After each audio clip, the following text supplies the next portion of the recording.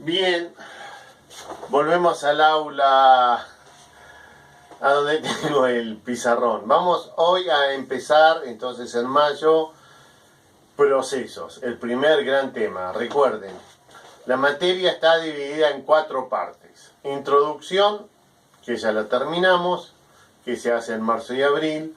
Procesos, que se hace en mayo y junio. Memoria, que la hacemos en agosto y septiembre, y periféricos, que lo hacemos en octubre y noviembre.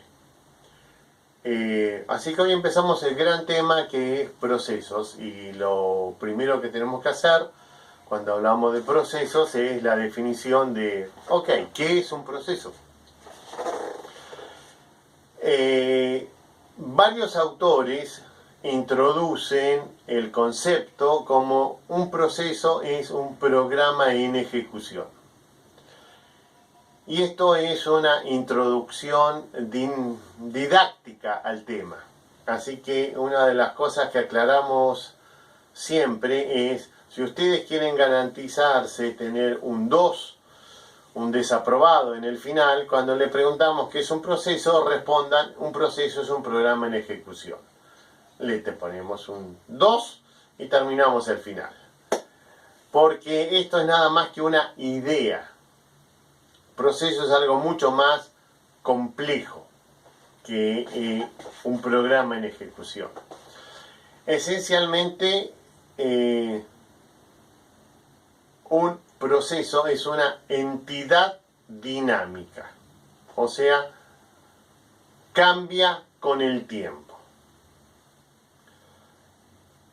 Un proceso es una entidad dinámica compuesta por el código a ejecutarse, o sea, el programa, y el conjunto de los recursos necesarios para ejecutarse, o sea, memoria, periféricos, etc. Y tiempo. El tiempo es un elemento fundamental en el concepto de proceso, porque el proceso es una entidad dinámica. Es algo que pasa, es un proceso. En castellano usamos eso para mucho. Uno está haciendo algo, está en un proceso de cambio, en un proceso de actualización, etc. Entonces, el programa, el conjunto de líneas a ejecutarse, es una entidad estática.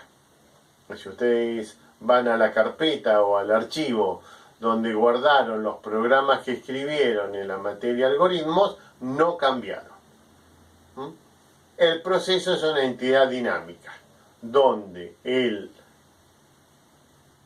programa es uno de los componentes. Los demás componentes del proceso son el conjunto de recursos. Esencialmente, tiempo de CPU, memoria, periféricos. Esta es la idea que tenemos. Ustedes recordarán donde dejé... siempre pierdo él. Ustedes recordarán de arquitectura que un proceso va a tener cargado en la memoria 4 segmentos. El segmento del código, que es el programa propiamente dicho. El segmento de datos.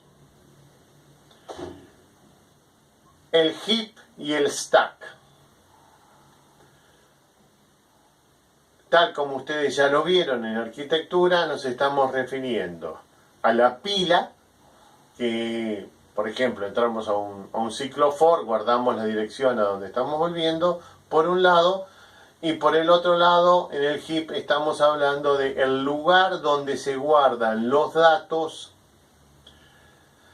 de las variables de longitud variable. O sea, en el área, cuando yo tengo una variable de longitud variable, concepto que vieron en la materia algoritmos, lo que guardo en el segmento de datos es un puntero al heap. De esa manera, la cantidad de espacio que guarda en el área de datos es constante. Y ese puntero va a apuntar a una dirección de memoria donde va a estar guardada la variable de longitud variable. Por ejemplo, una foto. Por ejemplo, un string, una variable string, etc. Entonces, si un proceso es una entidad dinámica, va a tener, por lo tanto, un ciclo de vida. O sea, en un momento va a empezar y en un momento va a terminar. Esto lo graficamos en los procesos más sencillos con un gráfico del ciclo de vida de un proceso que va a ser inicio, ejecución, fin. Un gráfico muy sencillo. Y este es el gráfico del ciclo de vida de un proceso en los sistemas monoproceso. El sistema operativo hace nacer un proceso. Vamos a ver un poquito más adelante cómo nace un proceso. Y el proceso toma el control total de todos los recursos de la computadora y ejecuta todas las instrucciones hasta que termina. Fácil, sencillo, monotarea, monoproceso. Este ciclo de vida se usa hasta hoy en día en gran cantidad de equipos dedicados, sistemas que ejecutan un solo proceso, o sea, cargan un solo programa y un solo proceso. Ahora, nosotros vimos que en 1964 nace la multiprogramación. Y a partir de allí lo que vamos a ejecutar es en forma concurrente múltiples procesos en nuestro sistema. Cuando tenemos una sola CPU, cuando tenemos varias CPU, inclusive vamos a ejecutar algunos en forma paralela. Cuando tenemos, como la computadora de ustedes, multinúcleo. ¿Cómo es entonces un ciclo de vida de un sistema en el cual hay múltiples procesos ejecutándose concurrentemente? Vamos a ver el esquema más básico y simple de todos. No lo usa ningún sistema operativo. Se da al uso didáctico. Más adelante, en otro video, el profesor Acosta les va a explicar el diagrama del ciclo de vida en Unix. Es un diagrama de 9 estados, en algunas versiones 13 estados en otras.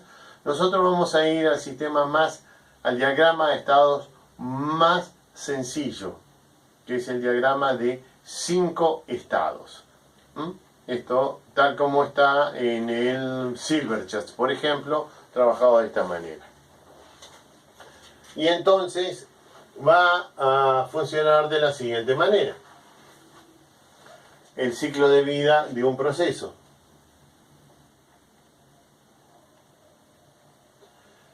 El proceso va a nacer. Proceso nuevo. Dejemos un poquito de suspenso. ¿Cómo es que nace? Lo vamos a explicar un poquito más adelante. Una vez que nació, o sea, una vez que ya está cargado en memoria, tiene todos los recursos, todo puede ejecutarse, pasa a otro estado, que es el estado listo. En alguna bibliografía, preparado. En el mismo autor, según la traducción puede decir listo o preparado. En inglés se dice ready.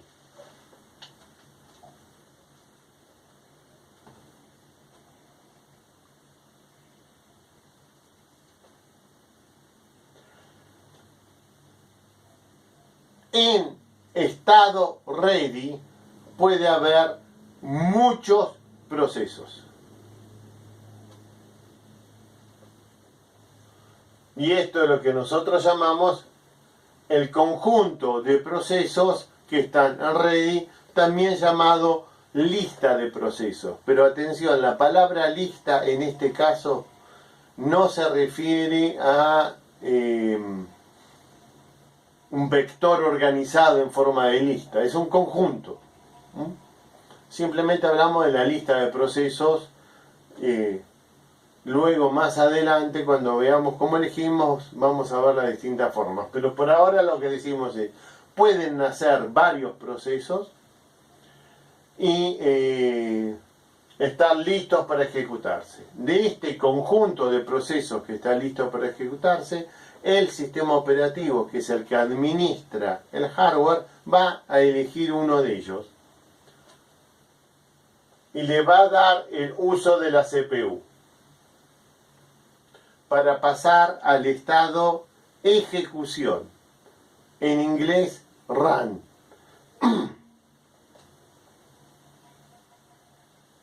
Ese proceso va a estar ejecutando sus instrucciones.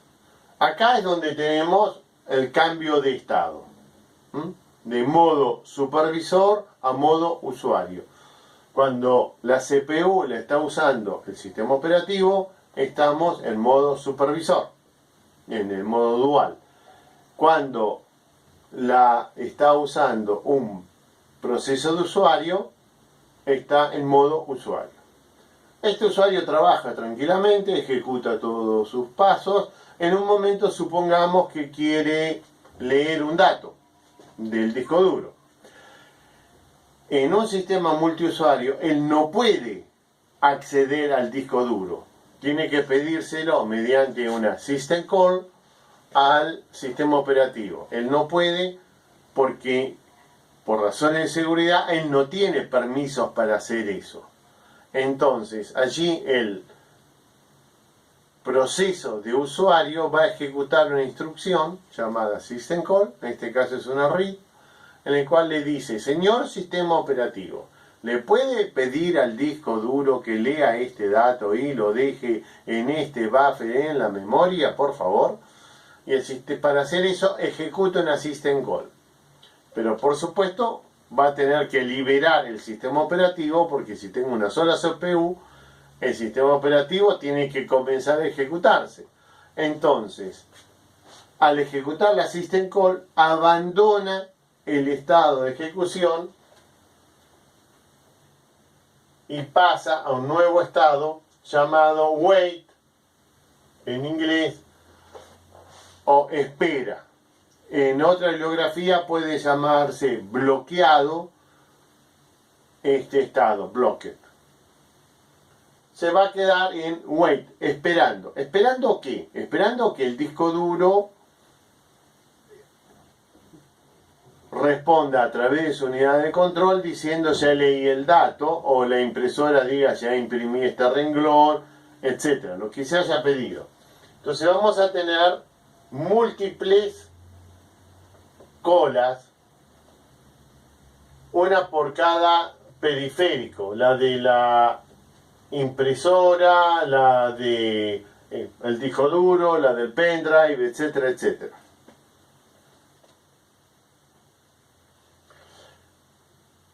Cuando el proceso de usuario abandonó el estado de ready, el sistema operativo entra y ejecuta la system call. Lo que va a hacer el sistema operativo ahora es darle la CPU a otro proceso. Así que vamos a tener un proceso en ejecución y otro o varios en estado de espera. Cuando se resuelve el pedido, o sea, el disco duro dijo, lo leí, ya está, informó, lo vamos a ver luego con más detalle, le avisa produciendo una interrupción externa, le avisa al sistema operativo, ¡hey! Terminé de leer. Y el sistema operativo va a tomar el control y lo va a devolver a este proceso al estado de listo. Pero para poder hacer eso tiene que tomar el control de la CPU el sistema operativo. Por lo tanto, el proceso que estaba en la CPU también fue desalojado, sacado, le quitaron el recurso CPU y pasó a la cola de listo, en este caso. Acá hay variantes, las vamos a ver más adelante. Cuando un proceso termina, pasa al estado de terminado. Terminado igual que este.